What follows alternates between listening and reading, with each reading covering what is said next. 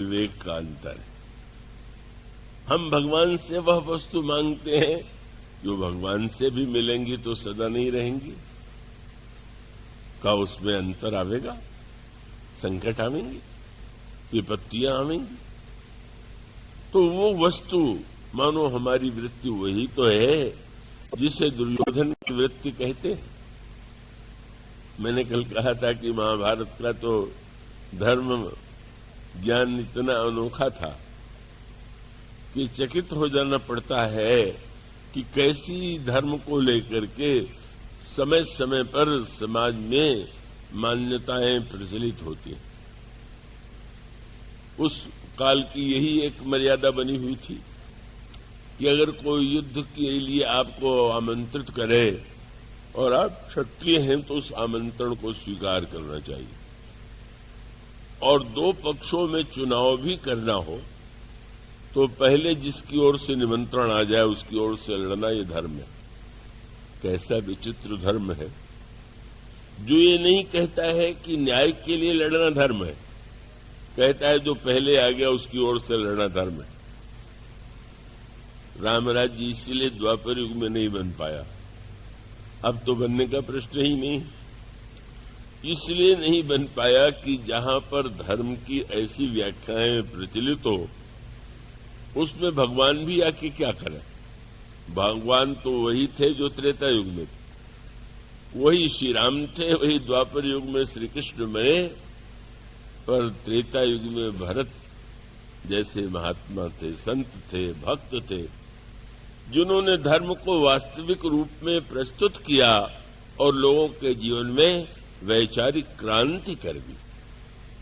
और द्वापर युग तो ऐसा, धृतराष्ट्र ही अंधा नहीं था का इतने अधिक अंधे उस समूह में थे कि उस धर्म की विकृतियों के कारण सारा युद्ध कितना विनाशकारी सिद्ध हुआ, उसको पढ़ने से पता चलता है।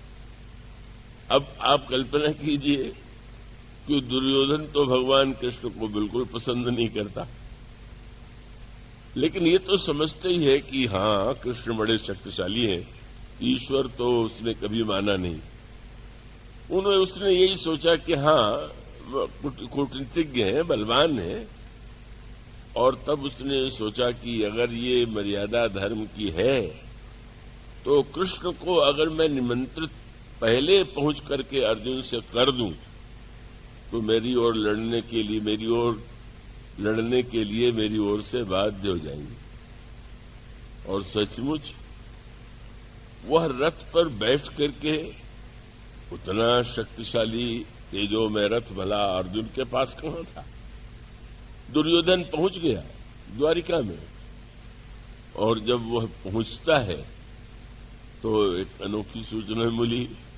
पूछता है द्वारपाल से, कृष्ण कहाँ है? द्वारपाल ने कहा वो तो सो रहे। एक यह प्रतीकात्मक उत्तर, सांकेतिक उत्तर है। भगवान सो रहे हैं कि भगवान जग रहे हैं।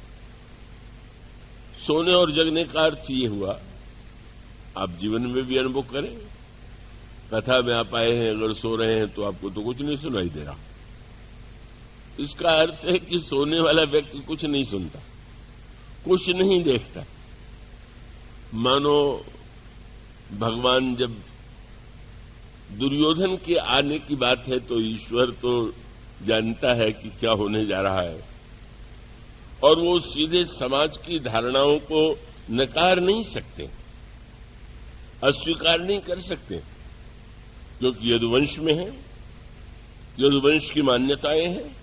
और इतना ही नहीं, यदुवंशियों में अधिकांश व्यक्तियों की सहानुभूति दुर्योधन के साथ, और केवल यदुवंशियों की ही नहीं, स्वयं भगवान कृष्ण के बड़े भ्राता बलराम भी मन से दुर्योधन को ही अधिक पसंद करते। क्या रामायण काल में इसकी आप कल्पना कर सकते हैं कि लक्ष्मण जी किसी ऐसे व्यक्ति को अच्छा समझते हो जो श्री राम को प्रिय न हो?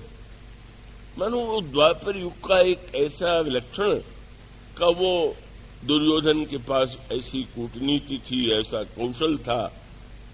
उस समय भगवान कृष्ण वह मार्ग निकालते हैं कि जिसमें लोगों को कोई ये भी न लगे कि उन्होंने सामाजिक धारणाओं का उल्लंघन कर दिया, मान्यताओं का उल्लंघन कर दिया, लेकिन वो मार्ग उनको निकालना पड़ा। ईश्वर सो रहा था। असंत कौन है? हृदय में ईश्वर सबके है, पर संत और असंत में अंतर क्या है? कबीर ने यही कहा कि सब घट मेरा साइया, सुनी सेज न कोय, बलिहारी वा घट की, जा घट परगट होए।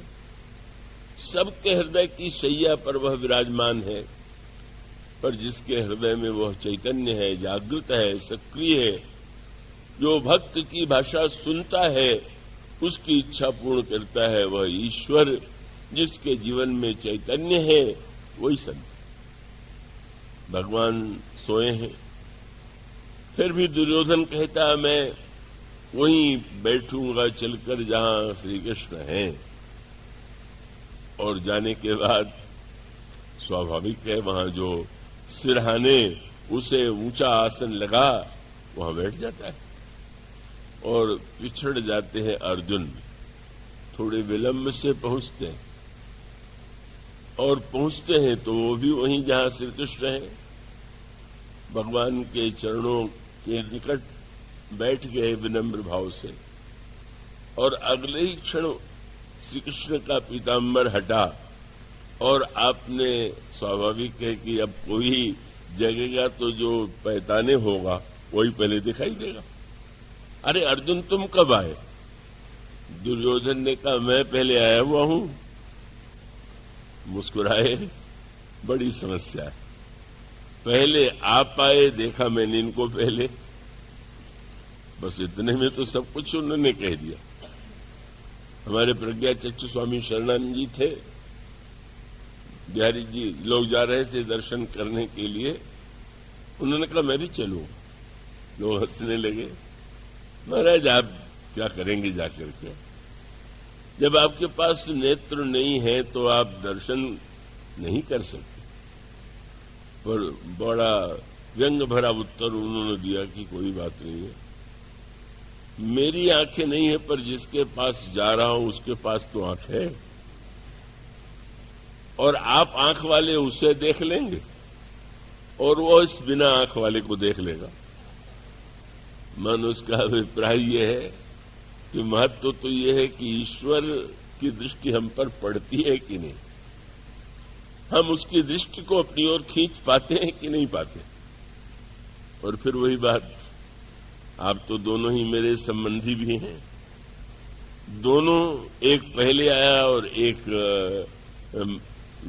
को मैंने पहले देखा, तो मुझे तो दोनों का ही सम्मान रखना होगा। और वो दो वस्तुएं हैं, और वो दो वस्तुओं में से आप में से चुनना है। एक और मैं रहूंगा, पर अस्त्र नहीं उठाऊंगा, बिल्कुल युद्ध नहीं करूंगा। और दूसरी ओर हमारे यदुवंश की एक अक्षोहिणी सेना युद्ध करने के लिए जो महान एक योद्धा है, वह उस ओर से लड़ेंगे जो सेना को मांगे। दुर्योधन घबराया, पर जब भगवान ने कहा कि अर्जुन छोटा है, इसलिए पहले इसी को मांगने का अधिकार दूंगा, कोई वस्तु हो तो पहले छोटे को मिलना चाहिए। बड़ा घबरा गया कि अब ये तो सेना मांग ही लेंगे, वो तो कल्पना ही नहीं कर सकता था। और जब दुर्योधन ने सुना तो सोचने लगा, जब ये केवल बैठे रहेंगे, अस्त्र भी नहीं उठावेंगे, तो क्या पूजा के लिए ले जाना? सेना युद्ध करेगी। पर उसे कितना संतोष हुआ जब अर्जुन ने कहा मुझे आपकी आवश्यकता है। और दुर्योधन ने प्रसन्न होकर कहा वाह वाह, ये तो बहुत अच्छा निर्णय हो गया, आप चले जाइए इनके साथ, मुझे सेना दे दीजिए। क्या हम लोगों की वही मनस्थिति नहीं है? क्या हम भगवान से वही नहीं मांगेंगे जो दुर्योधन ने मांगा था? भगवान कह दे कि हम आपके हृदय में बैठे रहेंगे पर कुछ करेंगे नहीं, और आपको हम धन दें, संपत्ति दें, पद दें, आप दोनों में से क्या लें? तो लोग कहेंगे कि आप मंदिर में ही रहिए, हमें तो आप इन्हीं वस्तुओं को दे दीजिए।